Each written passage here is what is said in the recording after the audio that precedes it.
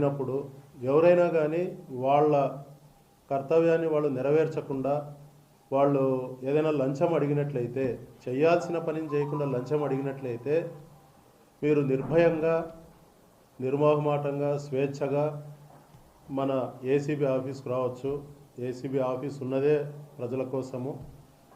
మా దగ్గరికి వచ్చినట్లయితే చట్ట ప్రకారం ఆ పని ఏదైతే ఉందో అది చట్టబద్ధమైనటువంటి పని అయితే తప్పకుండా మా వద్ద నుంచి ఎటువంటి ఇబ్బంది లేకుండా తప్పకుండా మేము ఎవరైతే లంచం అడిగినారో అటువంటి అధికారుల పట్ల చర్యలు తీసుకుంటూ, చట్ట ప్రకారం చర్యలు తీసుకుంటూ వచ్చినటువంటి వ్యక్తులకు న్యాయం చేయగలము.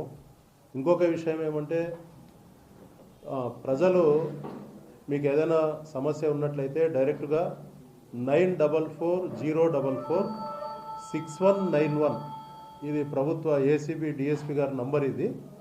ఈ నంబర్కి మీరు ఫోన్ చేసి తర్వాత డైరెక్ట్గా కూడా మీరు ఆఫీస్కి వచ్చి మీకున్నటువంటి సమస్యను తెలియజేసినట్లయితే ఆ సమస్యను మేము చట్టబద్ధంగా పరిష్కరించగలము. మీరు కంప్లైంట్ ఇచ్చినట్లయితే దాని ప్రకారం కూడా మేము చర్య తీసుకుంటాము. అదేవిధంగా మా టోల్ ఫ్రీ నంబర్ కూడా ఉంటుంది. 1064 అనేది మా గవర్నమెంట్ వాళ్ళు పెట్టినటువంటి టోల్ ఫ్రీ నంబర్. అది కాల్ చేసి అక్కడ ఉండకుండా మా దగ్గరికి వచ్చి లిఖితపూర్వకంగా మాకు ఒక కంప్లైంట్ ఇచ్చినప్పుడు మేము దాని మీద ఫర్దర్గా ముందుకు ప్రొసీడ్ అయ్యి చట్ట ప్రకారం చర్య తీసుకొని అవినీతిని అరికట్టడానికి మా వంతు 100% కృషి చేస్తామని హామీ ఇస్తుంది. ఇక్కడ 2 రకాల కేసులు జరుగుతాయి, మీకు అందరికీ తెలియదేం కాదు. ఒకటి రెడ్ హ్యాండెడ్గా పట్టుకోవడం, లంచం అడుగుతున్నప్పుడు రెడ్ హ్యాండెడ్గా పట్టుకోవడము. రెండవది అక్రమంగా ఆస్తులు సంపాదించిన వాళ్ళవి. అది కంప్లైంట్ రావచ్చు, రాకపోవచ్చు.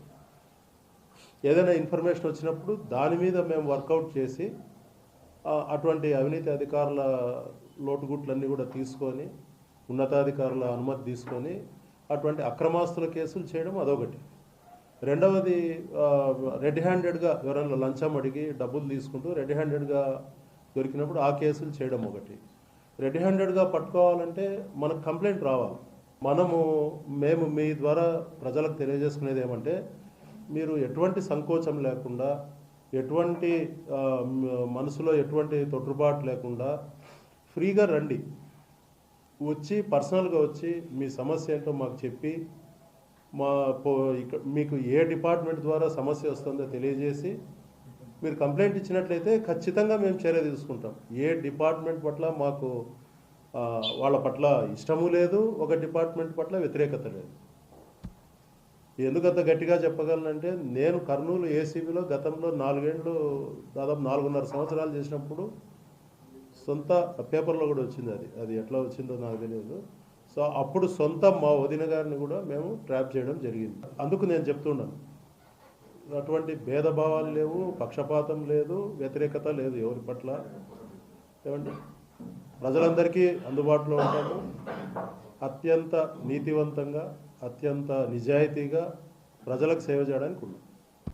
ఇంకొక విషయం ఏమంటే, వివిధ ప్రభుత్వ శాఖలకు కూడా నేను చెప్పదలుచుకున్నది ఏమంటే,